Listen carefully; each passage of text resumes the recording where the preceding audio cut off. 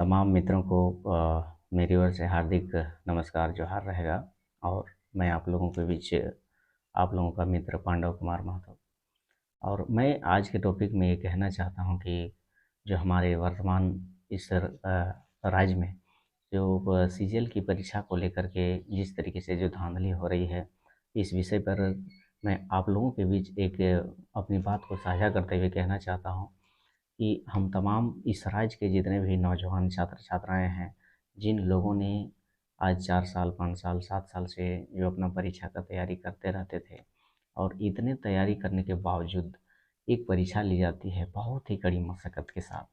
लेकिन उस परीक्षा में भी अगर सही तरीके से परीक्षा ना हो करके उसका सारा प्रश्न पत्र लीक हो जाता है और उसका जो माने वो आंसर बुक होता है या क्वेश्चन आंसर बुक होता है, वो पटना में, गया में, धनबाद में, कोडरमा में स्टूडेंटों को रटाया जाता है और इस तरीके से परीक्षा सरकार लेती है। तो कहीं न कहीं हमारे इस राज्य के बच्चों के लिए, इस राज्य के खतियानी बच्चों के लिए, इस राज्य के माने ख़ानदानी बच्चों के लिए बहुत ही बड़ा घातक साबित हो रहा है, चूँकि इस राज्य में बहुतों पहले से आज 24 वर्ष का राज्य होने के बावजूद यहाँ के छात्र-छात्राएँ, यहाँ के नौजवान, उन छात्र-छात्राओं के माँ-बाप बहुत ही परेशानी से उन लोगों को फ़ीस देते हैं, जो कि घर से अपना बैल-बकरी, खेती-बाड़ी बेच करके, सब्ज़ी-वब्ज़ी बेच करके बहुत ही मुश्किल के साथ उन गार्जियनों ने उन बच्चों को जो है ट्यूशन का फ़ीस वगैरह, तैयारी का परीक्षा तैयारी का पैसा दिया जाता है। लेकिन ऐसे बावजूद में अगर क्वेश्चन आंसर शीट अगर लीक हो जाता है और जिस तरीके से सारे न्यूज़ मीडिया इस सब में वायरल होते रहता है कि 25-25 लाख में एक-एक नौकरी का डील हुआ था और कई ऐसे जो हैं प्रश्न पत्र जो है या फिर कई ऐसे विद्यार्थियों का जो है एडमिट कार्ड यानी सारा मूल प्रमाण पत्र जो है कुछ-कुछ लोगों के पास रखा जाता है, कुछ-कुछ एजेंसियों के द्वारा अपने हैंड में ले लिया जाता है कि इनका सारा प्रमाण पत्र हम रख लेंगे तभी हमको ये जो है 25 लाख रुपया का जो घूस होगा वो हमको देगा। तो इस वीडियो के माध्यम से मैं तमाम दर्शकों को यही कहना चाहूँगा कि अगर 25-25 लाख रुपया में हमारे इस राज्य की नौकरियाँ बेची जाएँगी, तो इस राज्य के मूल निवासियों के साथ, इस राज्य के आदिवासियों के साथ, इस राज्य के खतियानधारियों के पास कहाँ से 25 लाख रुपया आएगा, जो हम लोग नौकरी करेंगे। इसलिए हम तमाम दर्शकों को, तमाम इस राज्य के नौजवानों को, तमाम माताओं बहनों को एवं पढ़ने वाले विद्यार्थियों को मेरा ये संदेश रहेगा इस वीडियो के माध्यम से कि अब हम लोग को सतर्क होने की ज़रूरत है, हम लोगों को समझने की ज़रूरत है, हम लोगों को बहुत ही गहन चिंतन मंथन करने की ज़रूरत है कि इस पर अगर जो भी कड़ी मशक्कत के साथ एक परीक्षा आयोजित की जाती है और उस परीक्षा की प्रश्न पत्र लीक होने के बाद जो यहाँ के छात्रों के द्वारा अगर उस विषय पर विरोध किया जाता है और उस पर जांच करने की मांग करते हैं, तो आप देखते हैं कि लगभग 15 से 20 लड़कों पर नामज़द एफआईआर दर्ज कर दिया जाता है और इसके बाद जो है 3 से 4 हज़ार अज्ञात लोगों के विरुद्ध एफआईआर कर दिया जाता है, गैर ज़मानती वारंट कर दिया जाता है। तो कहीं न कहीं इस राज्य के लिए बहुत ही बड़ा ये दुखद विषय है और हम कहेंगे कि इस राज्य के लिए जो है, ये वर्तमान सरकार जो है झारखंड सरकार, ये तानाशाही का अपना रवैया अपना रही है, जिनके चलते इस राज्य के बच्चों का भविष्य जो है अधर में लटकता हुआ दिख रहा है। इसके साथ-साथ हम यही कहना चाहेंगे कि जब भी इस राज्य के आंदोलन करने वाले जो छात्र होते हैं, मजबूरन कहीं न कहीं अगर इस राज्य में या राजभवन के सामने या फिर जेएससी कार्यालय के सामने अगर जो धरना प्रदर्शन किया गया या फिर विरोध प्रदर्शन किया गया, तो कहीं न कहीं छात्रों में बहुत ही बड़ा रोष है, आक्रोश है और इस तमाम छात्रों की जनभावनाओं को, उन लोगों के सिद्धांतों को, उन लोगों के तकलीफ़ को यहाँ की सरकार को समझना चाहिए और ना समझ पाने के कारण ही आज हमारे इस राज्य के पढ़े-लिखे बेरोज़गार नौजवान बच्चे, बच्चियाँ सभी लोग बेरोज़गार रह रही हैं और इसलिए इस वीडियो के माध्यम से मैं सरकार को यही कहना चाहूँगा कि अगर आप इस राज्य के सही में खतियानधारियों की सरकार है, मूल निवासियों की सरकार है, आदिवासी हरिजनों की सरकार है, आप वैसे जो भी छात्र लोग हैं, फिर वैसे जो भी हमारे लीडर लोग हैं, इस राज्य के जो बच्चों को जो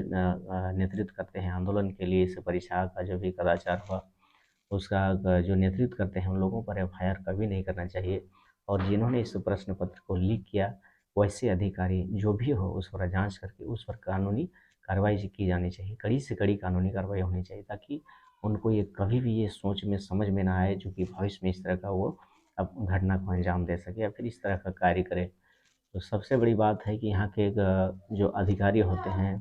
चाहे जो भी अधिकारी हो या प्रदेश स्तर का हो, फिर जिला स्तर का या फिर जो भी अधिकारी हो,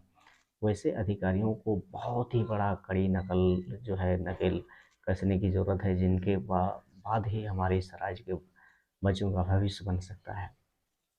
अब समझने वाली बात है या फिर ये पीड़ादायक बात है कि यहाँ के छात्र छात्राएं अगर छात्राओं के ऊपर छात्रों के ऊपर अगर जैसे केस मुकदमा अगर लाद दिया जाएगा, एफआईआर दर्ज कर दिया जाएगा, वो लोग पढ़ेंगे कि परीक्षा का तैयारी करेंगे।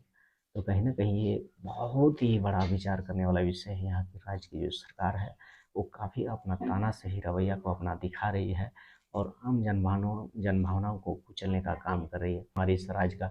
भविष्य अगर नहीं बन पाया, इस राज्य का अगर छात्र छात्राओं के हित में अगर कानून नियम नहीं बन पाए, इस राज्य के स्थानीय निवासियों, मूल निवासी, आदिवासी भाई बहनों के लिए, खतियानधारियों के लिए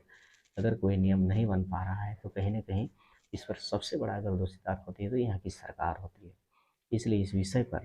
तमाम दर्शकों से, तमाम झारखंड वासियों से मेरा ये निवेदन रहेगा कि इस विषय पर बहुत ही बड़ा विचार करने की ज़रूरत है। क्योंकि अगर उस सरकार की जो गलत नीयत है, सरकार ने जो क्वेश्चन आंसर जो लीक हो जाता है सरकार की परीक्षाओं के द्वारा, सीजीएल की परीक्षाओं के द्वारा, तो उसका जब विरोध किया जाता है तो उसको कैस किया जाता है। तो इससे साफ जाहिर होता है सरकार यही चाहती है कि हम अपने अनुसार से सरकार चलाएंगे और बाहरी लोगों को नौकरी देंगे। इसलिए उन लोगों ने जो है धनबाद में, पटना में, गया में जो है प्रश्न पत्र को रटाया गया, आंसर को रटाया गया। इसके बावजूद इसलिए कि बाहरी लोग नौकरी कर सके, उन लोगों ने 25-25 लाख रुपया करके दिया, जिनके बदौलत इस तरह का जो सरकार इस राज्य में ये एक सेटिंग एटिंग वाला परीक्षा आयोजित करना चाह रही थी। तो तमाम हमारे साथियों की ये विनम्र आग्रह मेरा रहेगा कि इस पर काफ़ी सोच विचार करके देखिए, ध्यान करके देखिए। छात्र छात्राओं, आप तमाम छात्र छात्रा जो है पढ़ने वाले विद्यार्थी हैं, इस राज्य के भविष्य के, इस राज्य के गाथा लिखने वाले लोग हैं, इस राज्य का निर्णायक लोग हैं, इस राज्य के मूल निवासी हैं, इस राज्य के खतियानधारी हैं, इस राज्य के मिट्टी के उपज है, मिट्टी के पैदाइश है। तो सरकार की भावनाओं को समझिए, सरकार की दमनकारी नीति को समझिए और सरकार की ये जो षड्यंत्र है, बाहरी लोगों को साँठ गाँठ करके इस तरीके से लोगों को क्वेश्चन आंसर रटवाया जाना, 25-25 लाख रुपए में डील करना, इस तरह की बात को काफ़ी हम लोगों को सोचना है, ये विचार करना है। इसके बाद ही हम लोग इस विषय पर कुछ सोच सकते हैं। इसलिए तमाम हमारे माता बहनों एवं हमारे नौजवान साथियों को मेरा निवेदन रहेगा कि आगामी जो भी खास करके चुनाव का हम बात इसलिए करते हैं, हर एक वीडियो में मेरा जिक्र रहता है कि चुनाव में तमाम लोगों को सोचना चाहिए, समझना चाहिए। इसलिए कि यहाँ की जो भी बनाती है यहाँ की सरकार, हर कानून को बनाती है, हर परीक्षा को आयोजित करती है, हर सिस्टम को चलाती है। इसलिए चुनाव पर फोकस होना चाहिए और चुनाव पर सोच विचार करके ही हम अपना मतदान करेंगे। हम ये किसी को नहीं कहते हैं कि आप किस पार्टी को वोट करिए, लेकिन आपने किस पार्टी को वोट किया वो आपको याद है। इस राज्य में किस पार्टी ने सरकार चलाई वो भी आप लोगों को याद है। इसलिए इस पर बहुत ही चिंतन मंथन करने के बाद उन तमाम झारखंड वासियों को, सबको एकजुट होकर कर एक बहुत ही बड़ा फैसला लेना होगा और हमको एक ऐसे लोगों को सदन में भेजना होगा, ऐसे लोगों को विधानसभा में भेजना होगा जो इस राज्य के लिए, इस मिट्टी के लिए, इस मिट्टी के हित में बात करे, सोचे, काम करे, ताकि इस तरीके से हमारे इस राज्य के छात्र छात्राएं जो है बार बार जो है इस तरह का परीक्षा का शिकार ना हो जाए और उन सबों का भविष्य बर्बाद ना हो जाए। हम इसमें कहना चाहेंगे तो जो 8 साल 10 साल से जो तैयारी कर रहे थे उनका अब एग्ज़ाम इस तरीके से हो गया। इस तरीके से कई बार एग्ज़ाम हुआ है तो 1 साल 2 साल और बीतने के बाद छात्र छात्राओं का, नौजवानों का जो उम्र होता है नौकरी करने का, वो सारा उम्र भी ख़त्म हो जाता है। और ऐसी स्थिति में यही सब कारण है जिससे हमारे राज्य में बहुत बड़ी, झारखंड